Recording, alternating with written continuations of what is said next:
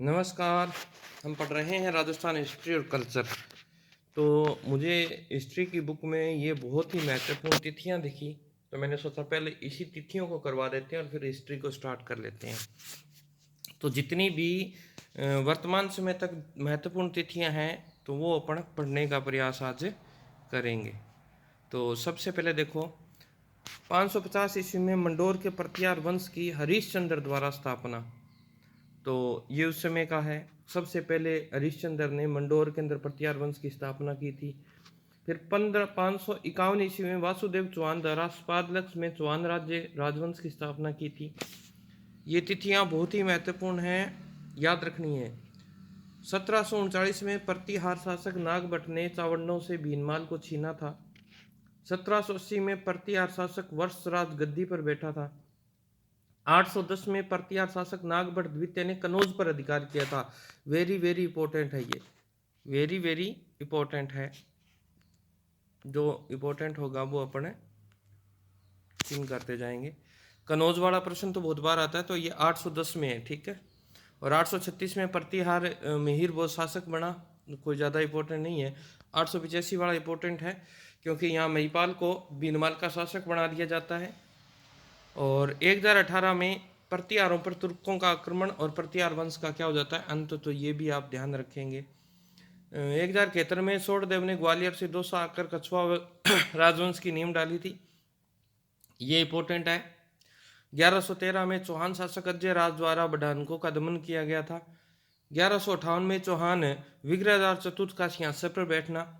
1182 में पृथ्वीराज चौहान तृतीय ने मंडानकों का दमन कर पृथ्वीराज चौहान तृतीय द्वारा चंदेल शासक परमार पर आक्रमण एवं विजय की थी।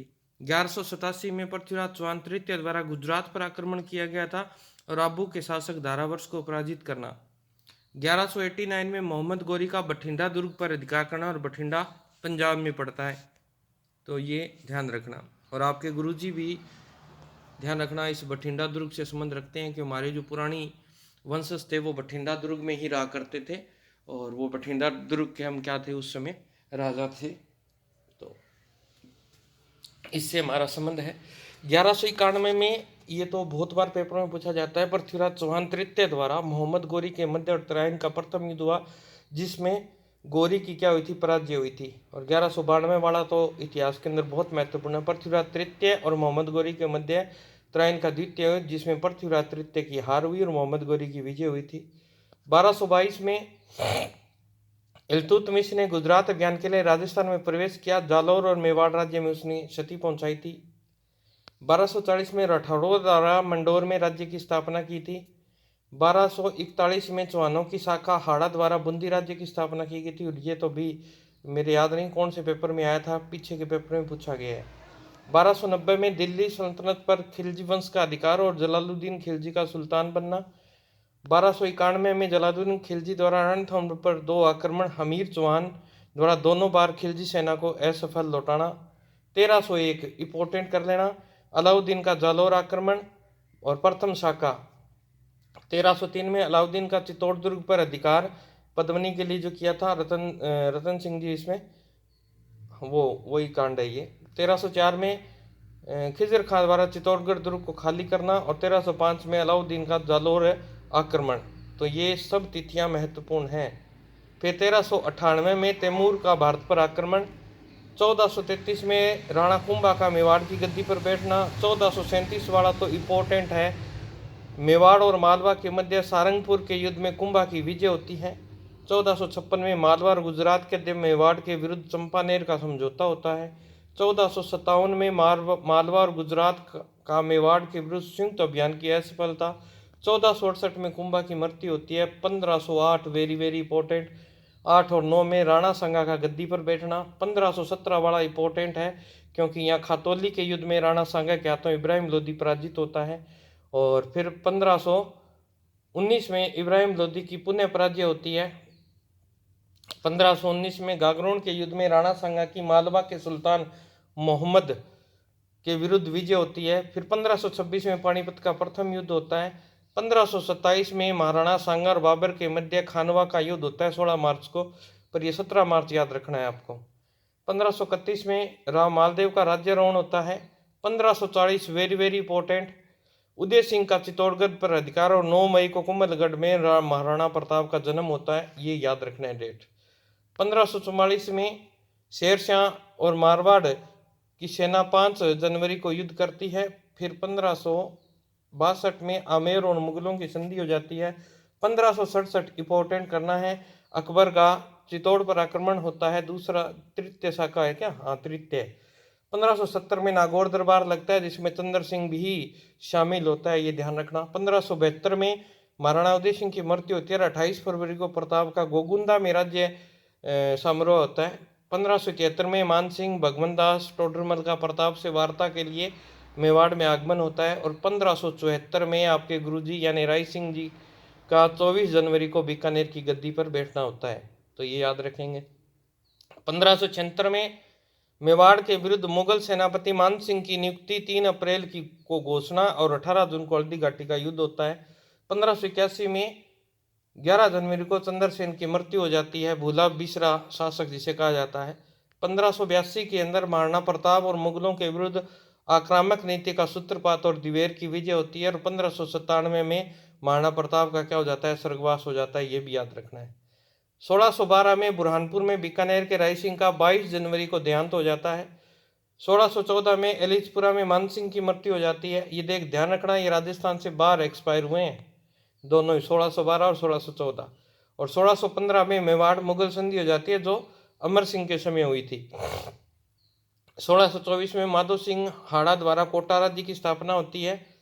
और 1678 में मारवाड़ के जसवंत सिंह की 28 नवंबर को जमरूद में मृत्यु, ये भी देख लो बाहर हुई है राजस्थान से। 1680 में जून माह में रेवेतसर का युद्ध होता है, राउतसर मत कर लेना इसको, रेवेतसर ही है। फिर 1707 में मुगल सम्राट औरंगजेब की मृत्यु और 12 मार्च को जीत सिंह का जोधपुर में प्रवेश। 1718 में दुर्गादास की 22 नवंबर को मृत्यु हो जाती है, ये भी बाहर हुई थी, उज्जैन। 1727 ईस्वी को नवंबर 18 को जयपुर नगर की स्थापना होती है, ये याद रखना। 1734 में मराठों के विरुद्ध राजस्थानी शासकों का 17 जुलाई को हुड्डा सम्मेलन होता है। और 1743 में सवाई जय सिंह का देहांत हो जाता है। 1751 में जयपुर के ईश्वरी सिंह द्वारा आत्महत्या और उसके भाई माधव सिंह का राज्य तिलक होता है। 1817 में 26 दिसंबर को कोटा की ईस्ट इंडिया कंपनी से संधि होती है। 1818 इंपॉर्टेंट कर लेना, 6 जनवरी को मारवाड़, 3 जनवरी को मेवाड़, 2 अप्रैल को जयपुर की ईस्ट इंडिया कंपनी से संधियाँ होती हैं, इनका क्रम पूछ लेता है।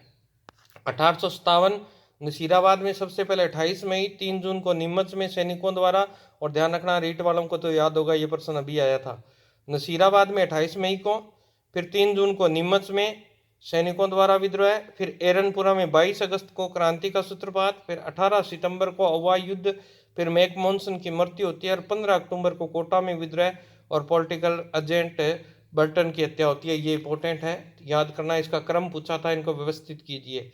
फिर 1897 में बिजोलिया किसान आंदोलन का सूत्रपात होता है जो 1941 तक चलता है।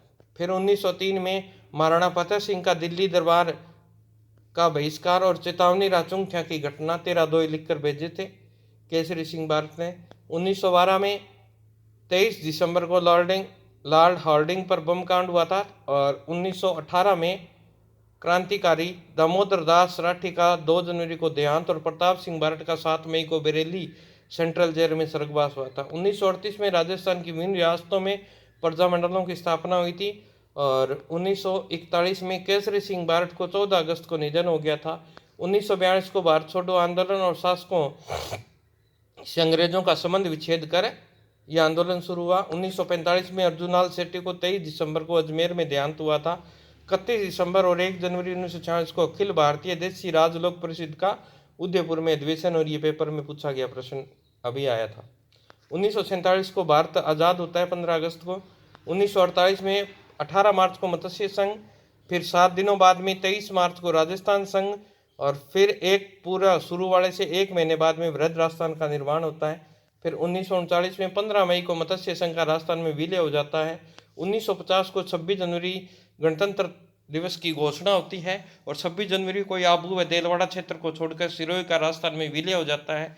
और फिर 1954 में विजय सिंह पथिक का देहांत हो जाता है और 1956 में अजमेर, आबू, देलवाड़ा का राजस्थान में विलय हो जाता है और 1993 में बालाथल क्षेत्र में उत्खनन का कार्य प्रारंभ होता है। तो 11वीं क्लास का लास्ट में ये महत्वपूर्ण तिथियां दी गई थी जिनको मैंने आपको करवाया है।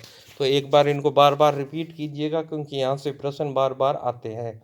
आज के लिए इतना ही, मिलेंगे कल नए वीडियो के साथ। तब तक स्वस्थ रहें, मस्त रहें। जय राजस्थान, जय भारत।